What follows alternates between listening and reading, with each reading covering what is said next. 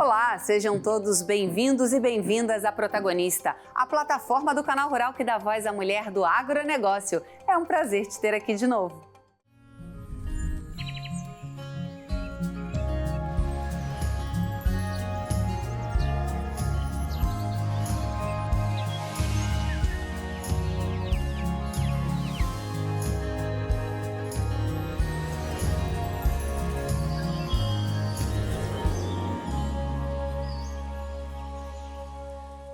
A nossa primeira convidada de hoje é considerada uma das maiores cientistas do agronegócio mundial e acaba de conquistar o maior reconhecimento da área, o World Food Prize, conhecido como Nobel da Agricultura.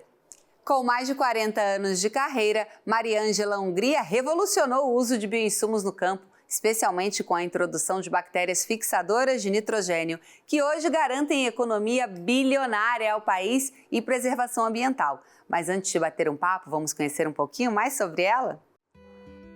Nascida em Itapetininga, interior de São Paulo, Mariângela Hungria trocou a expectativa de uma carreira tradicional pela paixão pela terra. Formada em agronomia, desde cedo sabia que queria investigar a vida invisível que move o solo. Inspirada por um livro de microbiologistas aos 8 anos, construiu uma carreira dedicada ao uso de biológicos na agricultura, com impacto direto na produtividade, sustentabilidade e recuperação de pastagens degradadas. Mãe de uma menina e guiada pela força da família, Mariângela é reconhecida internacionalmente como uma das maiores cientistas do agro.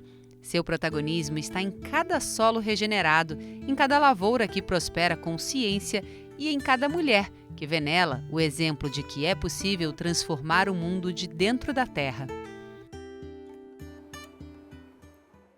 Obrigada, Mariângela. É um prazer imenso, uma honra poder receber você aqui na Protagonista para inspirar tantas mulheres. Eu que agradeço essa oportunidade. Se a gente tiver oportunidade de inspirar uma só, já vamos estar no lucro hoje, né? Nossa, você, né, é um exemplo para muitas mulheres, não só mulheres e homens, também um orgulho aqui, né, para o Brasil, para a nossa agricultura. Vai ser muito bom poder te conhecer um pouquinho mais. Então, a gente viu ali, né, na abertura que você se inspirou num livro, né, de microbiologia aos 8 anos de idade. Ou seja, você já nasceu apaixonada pelo campo. Como é que foi esse seu início e por que escolher a agricultura? Por que escolher essa ciência tão difícil, né, da microbiologia? Então, eu, na verdade, tive uma protagonista mágica na minha vida, que foi a minha avó. Minha avó era professora de ciências e ela era fantástica. Eu tinha uma curiosidade científica, assim, acho que desde que eu nasci, e minha avó percebeu isso. E ela, então, sempre me incentivava, ela chegava da aula e tinha ainda paciência de fazer experiências comigo no quintal de casa e me explicava as coisas, lia os livros dela de ciências comigo. E daí, aos 8 anos, ela me deu o livro que chamava Caçadores de Micróbio. Era férias, eu passei a noite lendo, eu fiquei fascinada. E no dia seguinte eu falei, vó, eu decidi que eu quero ser microbiologista. Mas só que daí acho que ela me conhecia tão bem que só tinha homens, né, microbiologistas. Daí logo depois ela me deu o livro que era a biografia da Madame Curie. E eu falei assim, nossa, então pode ter mulher cientista? Ah, vó, eu realmente quero ser uma cientista microbiologista. E desde então era a minha vocação. Mas eu também ficava muito tocada quando eu via pessoas com fome na rua. Minha avó também sempre dava, tinha os pratos lá que ela dava comida para pessoas que vinham pedir em casa. E eu falei, vó, eu quero ter uma profissão que eu possa ajudar a ter pessoas com menos fome no mundo. Então, naturalmente, eu não tinha família de agro, era uma menina de cidade, depois vim até para São Paulo para estudar, mas eu fui para a agronomia por causa dessa vontade que eu tinha de produção de alimentos, mas sempre voltada ao sonho de trabalhar com agricultura e biológicos na agricultura. E aí, 40 anos de Embrapa, o que mais te marcou, né? Quais foram esses desafios que você enfrentou, né? A resiliência que você teve que ter para ficar 40 anos, né, e conquistar tudo que você conquistou, ser nossa referência? Olha, até isso do prêmio, eu falo que o prêmio é um conjunto, que eu acho que foi um conjunto, porque ele foi, acho que por toda essa carreira de 4 décadas e por resistência, resiliência e perseverança, que na verdade começaram lá na escolha da própria agronomia. E que foi uma escolha difícil, porque era uma profissão majoritariamente masculina e não só... O problema não era ser majoritariamente masculino, era ser majoritariamente machista, né? Porque poderia ser masculina sem ser machista. E trabalhando com biológicos numa época que a gente deve... eu gosto muito de colocar o contexto na sua época. Era extremamente importante, o Brasil passava de importador de alimentos a ter um certo equilíbrio na produção de alimentos e até pensar em exportação. Mas para isso ele estava adotando a Revolução Verde, né, de Norman Borlaug, que até foi o protagonista que ganhou por causa dessa Revolução Verde o Prêmio Nobel da Paz e aplicou isso na fundação que leva o nome dele, que deu esse prêmio que hoje eu recebo, porque não existe essa categoria de alimentação, agricultura no Nobel. Ele ganhou por quê? Porque ele revolucionou a produção de agricultura na época que se pensava que a humanidade estava passando por um processo que ia morrer de fome, porque a população crescia exponencialmente, a produção de alimentos não, e ele provou que por melhoramento e adubação química pesada, não, era possível produzir muito mais alimentos. Tirou milhões de pessoas da fome, ganhou o Prêmio Nobel da Paz por isso, e eu entrei na faculdade no auge disso. Então era adubação química, muito importante na época, mas não tinha espaço para os biológicos que eu queria. Então todo mundo... foi um desafio, as pessoas falavam muito que eu estava com as escolhas totalmente erradas, entendeu? Que eu não ia ter futuro naquilo. Ainda para piorar um pouco a situação, eu fiquei grávida por acidente no 2º ano da faculdade, daí eu tive depois uma filha com necessidades especiais. Nossa, então eu era... Sabe o que é um pacote do improvável? Mulher na agronomia, sem fazendas, né, sem família no agro, com 2 filhas, uma com necessidades especiais e querendo trabalhar com biológicos que eram inviáveis na agricultura. Mas é interessante que eu nunca tive dúvidas de que esse era o caminho que eu queria seguir, sabe? Nunca desviei 1 centímetro. E então eu fui fazer o mestrado, porque eu realmente queria ser uma cientista, né? E fui fazer o doutorado daí no Rio de Janeiro, com a segunda grande protagonista da minha vida, que foi minha mentora científica, a doutora Joana Doberainer, que era a mulher que mais sabia de microbiologia aplicada à agricultura no Brasil e uma das mais famosas do mundo. Então eu falei, tem que ir lá com essa mulher. E ela trabalhava na Embrapa, agrobiologia. 8 meses depois ela me chamou e me contratou. Para você ver, também era uma mulher pioneira à frente do seu tempo, porque tinham vários homens lá que ela poderia ter contratado sem problemas, limitações como eu tinha. Mas ela não viu essas limitações que um homem poderia ver. Ela viu a paixão que eu tinha e o comprometimento que eu tinha na ciência e me escolheu, a mais improvável, né? Me escolheu.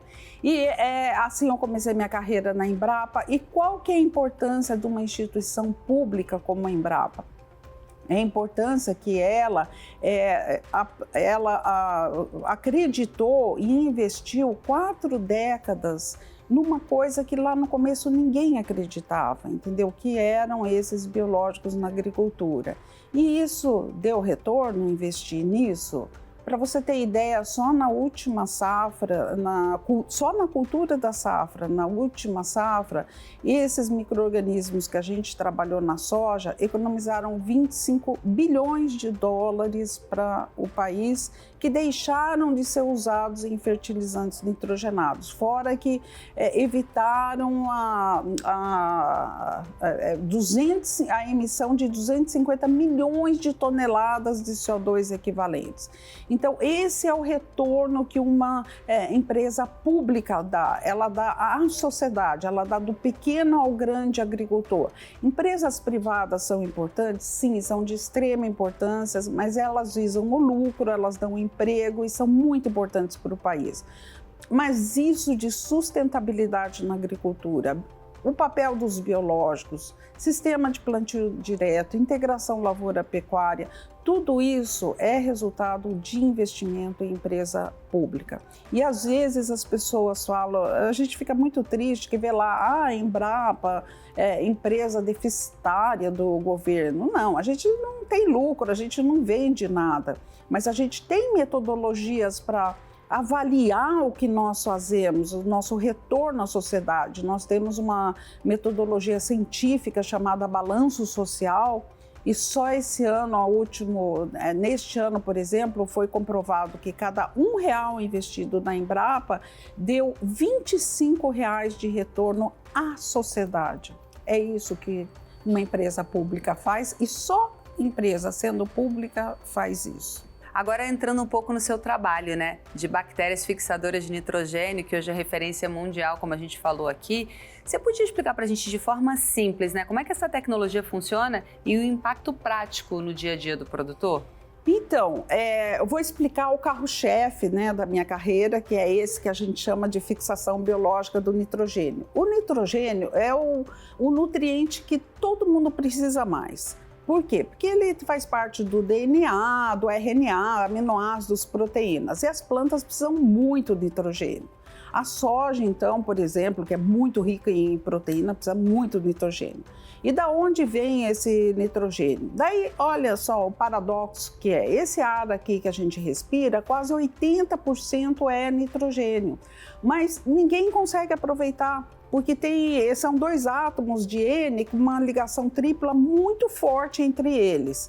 E ninguém consegue quebrar esses átomos. Mas lá umas bactérias, há bilhões de anos, conseguiram ter uma enzima na evolução delas que consegue quebrar esse nitrogênio. Essas bactérias, quando apareceram daí, porque elas eram antes que tivesse qualquer planta aqui na face da Terra, quando surgiram as plantas, elas começaram a se associar com as plantas em diferentes graus ali e passaram a fazer uma troca com as plantas. Falaram, olha, a gente quebra esse nitrogênio e dá para vocês pagam a gente com o carbono da fotossíntese. Vamos fazer essa parceria? E as plantas falaram, tá, vamos fazer. E começaram a fazer essa parceria. E a parceria mais perfeita é com algumas leguminosas, como a soja, com feijão, com feijão calpi, que consegue até fornecer todo o nitrogênio que essas plantas precisam. E o que acontece? Nem todas as plantas têm essa parceria então é preciso ter nitrogênio para essas plantas. Então, em 1910 foi feito dois químicos, né, fizeram um processo chamado Haber-Bosch, que é o processo que faz a síntese química.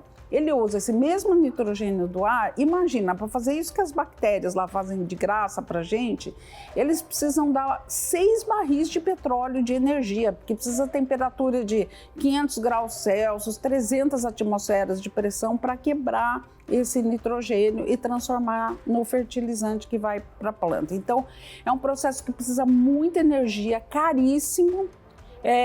Para você ter ideia, para 1 quilo de nitrogênio fertilizante equivale a 10 quilos de CO2 equivalente. Então, a gente eu dediquei minha vida a maximizar a oportunidade dessas bactérias oferecerem nitrogênio às plantas e não o nitrogênio fertilizante. A substituir total ou parcialmente o fertilizante químico pelo biológico.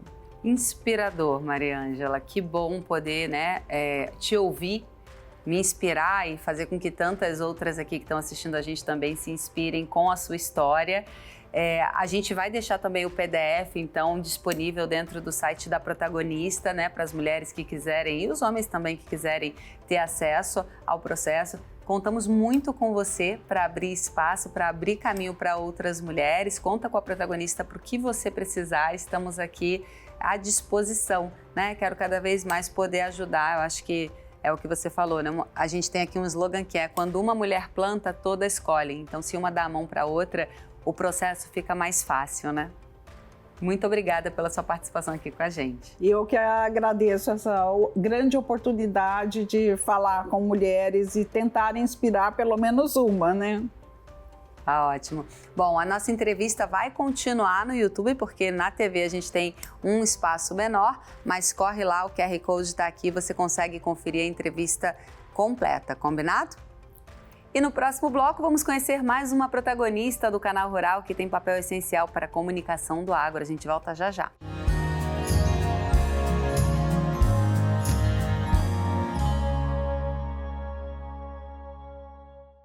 Informar o agro é muito mais do que relatar safras, preços e previsões do tempo. É conectar o campo com a cidade, traduzir a linguagem da produção para a compreensão de todos e dar voz a quem alimenta o mundo. Por trás das câmeras e das matérias que acompanham o dia a dia do setor estão jornalistas que se dedicam a mostrar o verdadeiro Brasil que planta, colhe, cuida e transforma. E é sobre isso que vamos falar agora, conhecendo a trajetória de Michele Jardim, jornalista do Canal Rural, que já percorreu o país até o mundo para contar as histórias do agronegócio. Mas antes de bater um papo, vamos conhecer um pouquinho mais sobre ela? Michele Jardim nasceu em Campinas e tem alma de campo. Formada em jornalismo, vive em São Paulo, mas traz o agro no passo e na fala. Corre pelas manhãs, ama café expresso, torce pelo Flamengo com paixão e escuta o mundo com atenção rara. No Canal Rural, reencontrou sua terra, onde plantar histórias virou missão. Protagonista, porque semeia palavras que colhem transformação.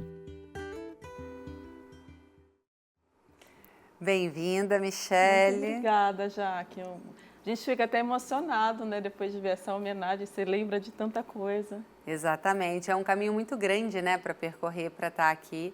Não só, né, falando do agro, você tem uma trajetória aí grande dentro do jornalismo e hoje conseguindo transmitir o nosso setor aí para o público final. Me conta um pouco, Michele, como você veio parar no agronegócio, né? Você vem desse interior e redescobre ele no Canal Rural. Sim, eu sempre gostei de contar histórias, né? Na verdade, eu comecei fazendo odontologia, no meio do caminho desisti, porque eu gostava muito de ler, falei, vou fazer jornalismo. E me identifiquei muito, eu sempre quis fazer algo que eu fizesse com o coração. E o jornalismo, para mim, ele é a minha paixão. Eu não saberia fazer outra coisa. Fico até emocionada de falar, porque é uma coisa que eu abracei muito. E antes de entrar no Canal Rural, eu trabalhava com Factual, trabalhava numa rádio de notícias que tinha uma filial no interior, e a gente contava histórias reais o tempo todo. E muitas histórias, elas eram trágicas, né? Porque quando você lida com Factual, você lida com todo tipo de coisa. Da responsabilidade social, da cultura, até o cotidiano que envolve, muitas vezes, acidentes de carro, enfim. E eu tive para mim essa experiência de colocar em prática o que eu gosto de fazer, que é contar histórias reais, com personagens reais, mas no meio do caminho eu senti uma necessidade de contar coisas que eram mais fáceis, porque você lida com muita tragédia quando você está no jornalismo que é tido como factual. E eu tive essa oportunidade, estava no interior realmente, em São Carlos, que é uma cidade que eu gosto muito, de retornar para São Paulo para contar do agro, para vivenciar o agro. E eu tenho uma família de produtor rural com muito orgulho. Então, assim, eu juntei aquilo que eu nasci vendo e vir para o Canal Rural para poder falar desse setor. E para mim, assim, foi uma coisa fantástica e emocionante. E é emocionante até hoje. E isso é muito legal, né, Mi? Porque você gosta de contar essas histórias, que são essas histórias reais que a gente vê no campo, né? O que foi o seu maior desafio ao vir para o agro? E tem alguma história que mais te marcou dentro desse período? Nossa, Jaque, foram tantas histórias, foram tantos produtores, e para mim cada produtor é único, que cada propriedade, cada forma de produzir traduz o dono que está por trás, sabe? Mas teve no primeiro ano que eu entrei, né, num projeto que eu tenho muito carinho, que é o Planeta Campo, né? E a gente conheceu todos os biomas. Nós fomos ver produção em todos os biomas, Amazônia, Pantanal, Mata Atlântica, mas a Caatinga. Ela me encantou, e eu lembro que quando eu entrei no avião para voltar das matérias, né, eu estava com o Renatinho, que era o meu companheiro, eu falo que era o meu companheirinho de viagem, né, que é o cinegrafista que sempre estava comigo. Eu falei, deixei um pedaço do meu coração aqui. Porque você produzir num bioma que não tem água 9 meses do ano, não é uma produção para amador, é uma produção de guerreiro. E eu ainda assim, arrisco dizer, se acharem uma solução para estresse hídrico, tá lá. porque a Embrapa tem uma participação muito forte ali para achar essas soluções de bioeconomia, dentro de algumas possibilidades de produção que acontecem naquele bioma. Mas é maravilhoso, porque ele é cinza, é resiliente, sabe? E quando cai uma gota de chuva, aquilo vira verde. É como se fosse um milagre da natureza. Então, assim, eu vi muita coisa, eu vi produtores que eu tenho orgulho. Eu falei assim, não, a produção brasileira, ela precisa ser reconhecida no mundo pelos produtores que a gente tem aqui, porque a gente viu na prática. Porque o que eu vejo, o que eu sinto muito, assim, já que, principalmente com o público da cidade, não é uma crítica, é uma constatação. As pessoas criticam muito sem pisar no agro. Quem está na cidade, muitas vezes, nunca teve numa propriedade rural, não sabe todo o trabalho sustentável, todo o trabalho que aquele produtor tem para levar alimento para a nossa mesa. Então, assim, eu penso que é uma missão realmente informar as pessoas do que é feito no campo, porque o campo muitas vezes se cala. Eu acho que está tendo uma mudança agora de mindset para que essa comunicação seja cada vez mais efetiva e eficiente para que chegue em outros países, até para facilitar acordos comerciais. Mas eu penso que por muito tempo o agro se calou. E se calou porque trabalha demais ou porque não sabia como comunicar.